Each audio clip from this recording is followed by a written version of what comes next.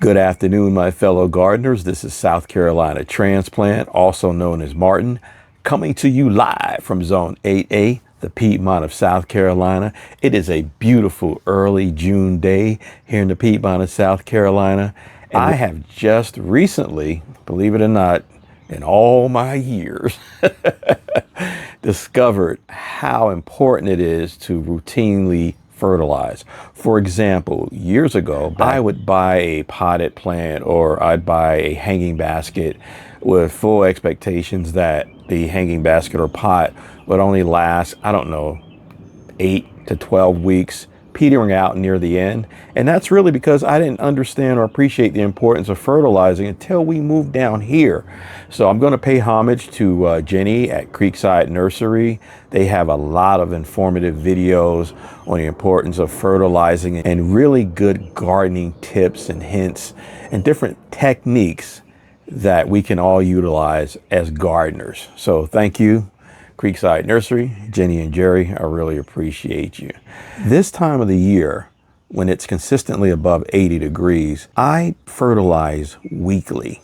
Let's focus right now on hanging baskets and window boxes.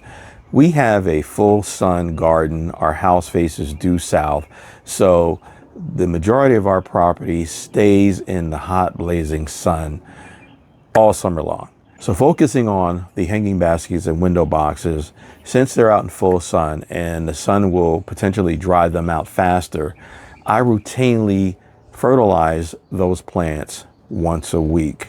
And while doing that, I fertilize plants in the ground such as petunias and other flowering plants.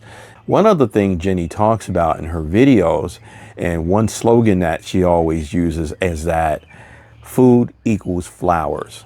So your petunias, your calibrachoas, they are heavy feeders, and that is because they produce these massive, beautiful blooms, and they require a lot of energy. So without further ado, I'm going to demonstrate to you guys what I've learned from Jenny and Jerry, Creekside Nursery, on how to fertilize my plants and the technique that I utilize, and it's been successful for me for a few years now.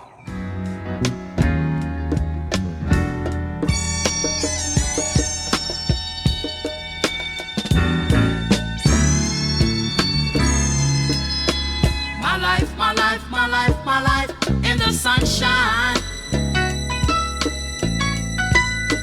Everybody loves the sunshine. Sunshine. What I like to do is I like to maximize my dollar. It's all about saving money, right? Although I tend to splurge on flowers. For example, if I'm winter sowing from seed during the off season, but yet I see something in the nursery, I'll go ahead and just grab it because, you know, I just can't be without that particular plant. Anyway, I digress. So I like to maximize my fertilizing opportunities. And what I mean by that is I mix my fertilizer in this bucket. I use Miracle Grow, and the ratio that I use, which is recommended, is 1 scoop, tablespoon per 5 gallons. So I mix it all in this 5-gallon bucket. And then what I do is I put a hanging basket in this mud pan and just let it soak in the solution for about a half hour. And that way the plant itself is absorbing all the nutrients from the fertilizer from below. Feeding the plants from below with it wicking up is always going to trump, you know, feeding the plants, you know, from above, and then also letting the solution, the benefits evaporate, you know, because they're, you know, floating and suspended in the air and can tend to dry out faster. So, all right, without further ado, we're going to move to the first hanging basket. And also, one tip for you is I put the fertilizer solution in the water after I fill the bucket, because if you put it in while the spigot's going, it tends to foam up like, you know, car wash soap, and it just becomes a mess to deal with. So what we're going to do is fill it up, and I'll catch you.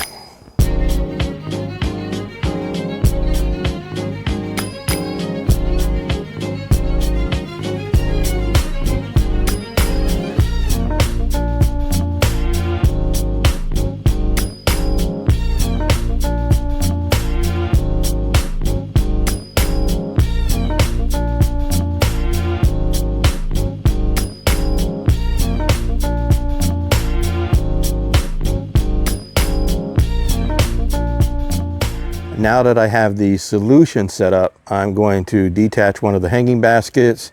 We're going to let it soak. And I didn't mention this earlier, and the premise behind me talking about cost savings is, since I'm containing this material, once I'm done with the hanging baskets and the window boxes, I can take this solution with the same bucket, repurpose it by scooping it out, putting it in my pitcher, and then going around and using the excess that's left over and fertilizing the remainder of the plants that are in the ground. So very important point that I failed to mention earlier, but that is the premise of this entire reason for doing this. Okay, friends, so I'm going to make my way over to the first of the 3 hanging baskets that we have here. I'm going to have to detach the drip. Funny thing is, I need to make a video on the drip, and as a matter of fact, let's walk over and just talk about the drip for just one split second here. So what I have here is, there's a manifold back behind here, and if you look, I'm just gonna reach and just get this hanging basket out the way.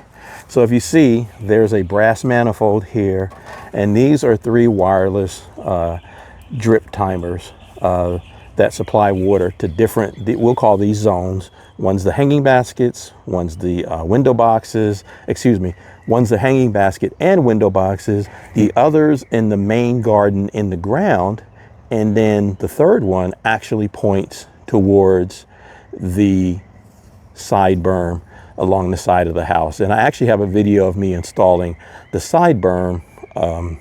I got to go ahead and upload that. But yeah, I just wanted to touch upon that for just a quick second. So in my previous videos, I talked about one of the deer deterrents that I have. So I have this wireless deer probe in the ground, so I have to make sure I move this out of the way. Otherwise, I'd zap myself in the legs. So let me just move that out the way for now. And as I mentioned, I don't want to stomp on any plants. So here's the hanging basket that I'm going to start with, and it's already pretty heavy because I have it on drip, and drip goes off at 6:30. And oh, there's a hummingbird over here chasing me away. I don't know if that was in the shot. So this is one of the drip bubblers that I have stuffed into this hanging basket. And I'm going to do a spotlight on the drip later. But yeah, we're going to take the hanging basket, we're going to put it in the mud pan full of fertilizer and let it soak up the juices. So here, that's that. And that's all that's to it. So I'm going to leave this guy in for about a half hour. I'm going to go ahead and set a half hour on my timer, and then we'll revisit because I'm not going to photograph me doing every little step of this. So I'm going to let this soak, pull it out, hang it, and then just show you guys what I do to repurpose the remainder of the material so that we can water in the plants in the ground. Well, friends, we're back. It's about an hour and a half later. I am going to hang the hanging basket back on its perch, and I'm going to commence to show you how I reuse the rest of the fertilizer material to fertilize and treat all the plants that are in the ground that require fertilizer. So I'm gonna hook this guy back up to his drip emitter. And one other thing that I'd like to mention is, I thought I extended the length of this drip emitter when I installed it originally. One of the things I also would like to mention is, each week when I fertilize these plants, I reverse these hooks. So before the video, this hook was facing inward, so I have it facing outward now, and that's just so plants get an even amount of sun each week. So this is the leftover fertilizer solution that I dipped the hanging baskets in earlier. So as I stated in the previous segment, what I do is I dip this 5-gallon bucket in and try to retain as much of this solution as I can. And it's a little brown and it's murky.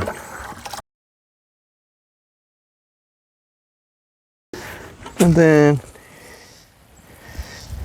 I use that solution to feed both the plants that are in the ground, and I do have some more plants in the window boxes.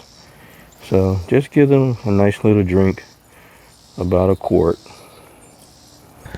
So if you look here, this hanging basket is just above this set of calibrachoas here, and actually they're not faring too well compared to this one. This is a dry spot, probably competition moisture and nutrients from this holly plant. But yeah, he gets the benefit of any runoff from this hanging basket above. So I'm going to just water the window boxes here.